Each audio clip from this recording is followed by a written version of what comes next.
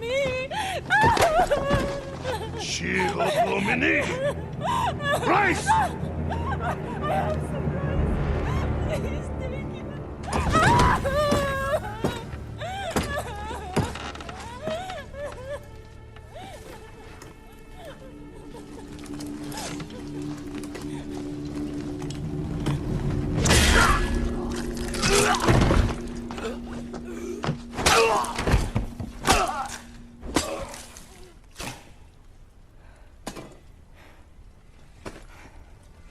Who are you? I'm Yuna.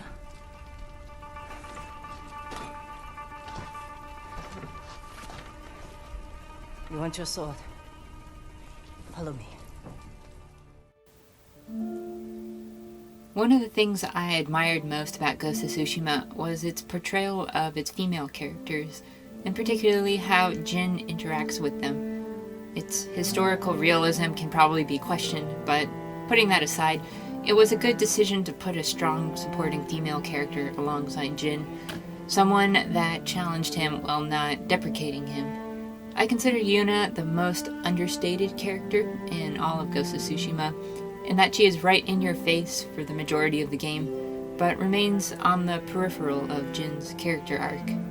In fact, she might not have been necessary at all if her purpose in the plot was spread out to other members of the cast. But to call Yuna merely a supporting character misses the point of why she is there thematically, her place in the full picture.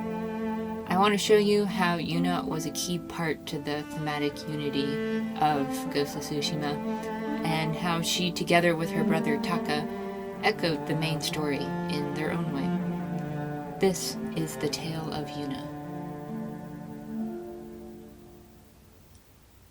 Yuna was born into a life far worse than most of her island. She never knew her father, and her childhood was instead dominated by an abusive mother who drowned her sorrows in alcohol. Yuna was one of those children who are forced to grow up way too fast and end up having to be surrogate mother while the parent is incapacitated. This is what she had to be for her younger brother Taka. A lot is left to the imagination of what happened during those years in Old Yarikawa, before the rebellion ever happened. With her mother being practically absent, or otherwise someone to avoid, Yuna had to find ways to survive, even if it meant committing to a life of crime. It is clear that poverty and oppression were rampant in her community, but Yuna was going to make sure that Taka would never be exposed to those sorts of things. She was the protector, the one willing to dirty herself out of love, to make choices she might regret but never apologize for. It's in these formative years that Yuna and Taka build a strong bond with each other, Yuna the guardian, and Taka the loyal follower. It is only years later that this bond is tested in ways they never would have expected. When Taka was 6 years old, their mother broke his arm, likely from beating him. Yuna knew that this went too far, and had to make the hard choice of running away, simply to make the suffering stop. While on the run, she came across a kind stranger who promised to take care of her and her brother. Yuna was still young, perhaps 10 or even younger, and she didn't know what she was being led into. Instead, the stranger happened to be the Black Wolf, a human trafficker who preyed on the most vulnerable of society, even children. Some of Yuna's most traumatic experiences would be under his control, things even Taka was forced to experience.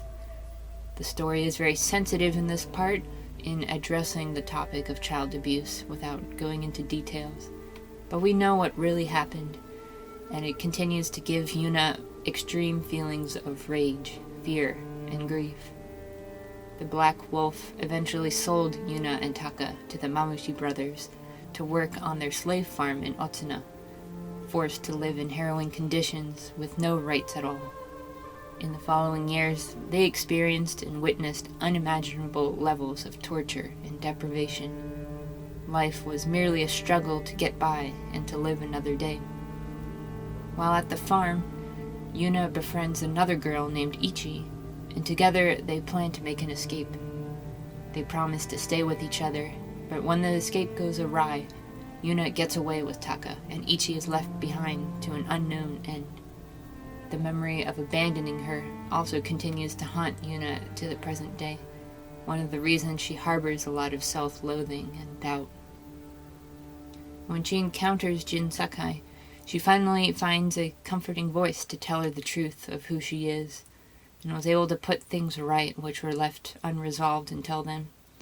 It explains a lot why Yuna is often very demanding with Jin, seeing the samurai as the only way to punish the injustices done to her over and over in the past.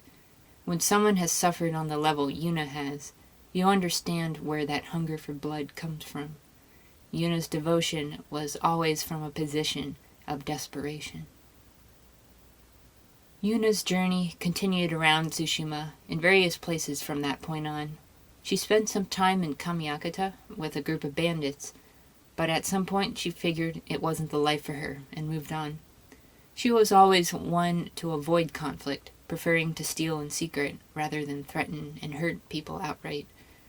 She reunites with Kenji, the sake merchant, an old family friend from her days in Yarikawa. Taka is with her wherever she goes, meekly obeying and continuing to hone his own skills to fulfill his childhood dream of becoming a blacksmith. At some point, they were finally able to settle down in Komoda town for a while, and Taka became a resident blacksmith in Komatsu as well. Taka was the innocent face of their two-part operation, with Yuna still being a part-time thief. For once, they had a bit of normalcy to their life, no longer on the run, and no longer outright oppressed by anyone. They were free to be who they wanted, and no one was going to tell Yuna what she could or couldn't do.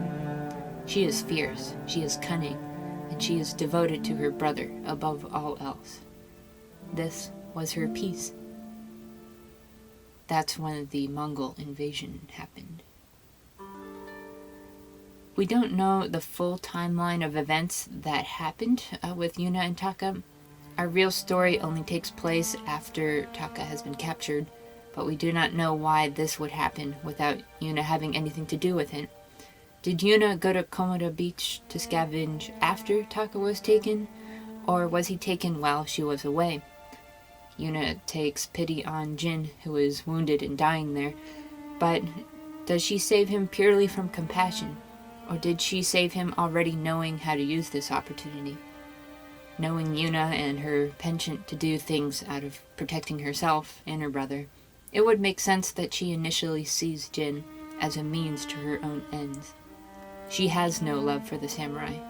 They were absent in basically all critical moments of her life, doing nothing to stop what happened to her. This was her chance to have her very own mercenary, a warrior obligated to help her get what she wants. But this is where the story actually gets interesting. It really is the truth that Yuna never interacted personally with a samurai before. Jin's behavior is entirely strange to her, that his desire to protect is entirely selfless, and that he's even willing to give his life to protect peasants and people he hardly knows. Yuna would never help out a stranger in such a risky manner, unless it meant she got something in return. At the same time, Jin is entirely reckless in his nature, and Yuna can't help putting a full stop to it when it comes to saving someone like Taka. Jin is not going to rush into a battle merely to preserve his code of honor, not while she has anything to say about it.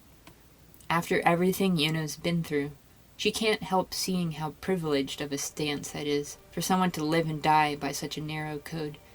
Jin doesn't know what it's like to feel weak and helpless the way Yuna has. And it's this common sense perspective that she compels upon Jin, not just advises. Out of desperation, Yuna forces Jin to rethink what it means to be a protector. And this strikes a chord with him. He finally listens. As the story continues, we find that Yuna has something a little bit more than just a protective instinct. When Taka is rescued, Yuna becomes fiercely devoted to Jin too. But when Jin achieves what she desires, a dark corner of her personality is revealed. While Jin has been ready and willing to change how he fights, it's Yuna who oversteps her authority a bit when it comes to Jin as a person. It is Yuna who starts spinning fanciful rumors about Jin to stir up his notoriety and get people to see him as more than a samurai. Although she didn't coin the term, she readily bestows Jin with a new title, the Ghost. And this is not what Jin signed up for. It's a sign that Yuna views devotion as more than obedience or subservience. It's an opportunity to get something she wants. In this case, she wants vengeance, to make all evildoers cower in fear before getting what they deserve. In the same way, we see that Yuna has already been this way with Taka. When Jin travels to Yarikawa, Taka wants to reminisce on the good things about that place, which causes great resentment from Yuna. She downplays nearly every good memory he had in that dump, as she calls it, having no love for the place or its people, and making sure that Taka knows it too. And maybe even a bit of jealousy that Taka remained pure-hearted while she had to bear the burden of all the realities of their childhood. However, is it fair to say that Taka was merely shielded and not one to have his own agency? Through her devotion, she has spun Taka into something that he meekly accepted from this point, that he's just a peaceful blacksmith, could never hurt a fly, could never stand in a fight, could never not need Yuna to protect him. But when Taka meets Jin, it begins a gradual realization that he does want to be a participant in the fight against the Mongols, and his loyalty to Yuna starts shifting towards the Ghost. Yuna never admits it, but when Jin challenges her with the idea that she's been holding Taka back from what he could become, she lashes out, less from a desire to protect Taka, and more from a jealousy to be Taka's only protector. It's a rut that she's had her mind in for so long that she can't imagine her dynamic with Taka changing from what she's made it to be. She can't imagine Taka being anything other than what she's made him out to be. Does this sound oddly familiar? Yuna's loyalty to the Ghost pays off when she is awarded a trip to the mainland. After all the years of suffering, she and her brother can start a new life and leave behind an island that only gave her suffering from as long as she can remember. What happens with the Mongols is a battle of the elites, and not one that she has any stake in. As she tells Jin, "It's not my fight." But even when Jin asks her for aid in one last battle, she's not as stubborn to reject the offer as she might have been before. Even now, all she wants is for Jin to understand where she is coming from, and that what she has done has been enough. No more risks, no more chance of loss. Jin accepts this. But this was her tragic mistake. Taka has not been on the same page with her. While Yuna knows what she wants, it's not what Taka wants. Taka stands with the Ghost more than ever. The one who saved his life, taught him courage, taught him what it looks like to stand up to tyranny. Jin has been the role model Taka never knew he needed until now, and he cannot let go of this chance to do one last thing for his hero. Behind Yuna's back, he helps Jin at Fort Koyasan to give him a chance to find Ryuzo.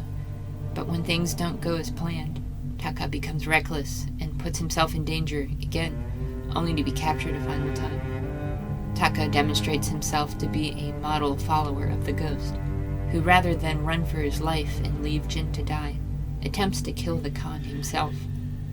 You could even say that Taka was the first and founding member of what would become the Ghost Army. Not a samurai army, not an army from Yarikawa, an ill-fated martyr who followed an ideal, but had not the wisdom or skill to bring it through.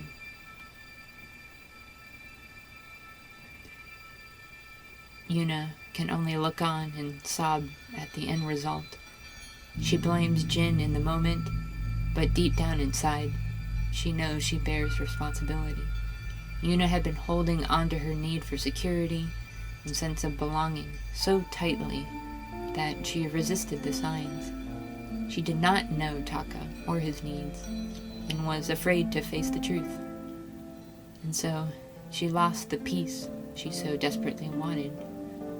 However, in their exchange together at the gravesite, Jin says something incredibly important to Yuna. It was not her that ultimately killed Taka. It was the Khan. It was the Mongols who only sought to destroy and exploit the island's weaknesses. He beseeches her to avenge Taka, and Yuna finally takes up the call that she had been so reluctant to take before, to fight for Tsushima. After this point, Yuna's role in the story becomes relatively passive. She doesn't tell Jin what to do anymore, but remains on his side and does what he asks. She assists with getting him the poison, and ultimately becomes the scapegoat Lord Chimra was looking for. But Jin maintains agency and chooses to side with her of his own will, a full coming of age where he steps out of his uncle's influence. Yuna helps Jin throughout Kamiagata and all the necessary steps to stop the Khan. She is his closest ally and confidant, and rather follows his example of selfless service to the people, rather than think about how she will benefit from it. Yuna has had a change of heart. She will fight for others, even if it just be because Jin wants her to. I like to comment on an apparent undercurrent that could be implied from Yuna and Jin's interactions, especially in Act 2. It seems that when Taka is gone, Yuna has started seeing Jin in a fonder light. After all, he risked exile and even death to save her life. If there were romantic feelings for Jin, they were most apparent when she offers Jin to run away with her and just wait out the war. It's a piece of her old self still trying to run away in order to find peace. But Jin has remained who he is, the selfless servant who only wants freedom for his people. Yuna accepts that she must keep fighting, even if it means losing him in the final conflict. And so Yuna's story comes full circle. She chooses not only to fight for all of Tsushima, but be willing to die as well.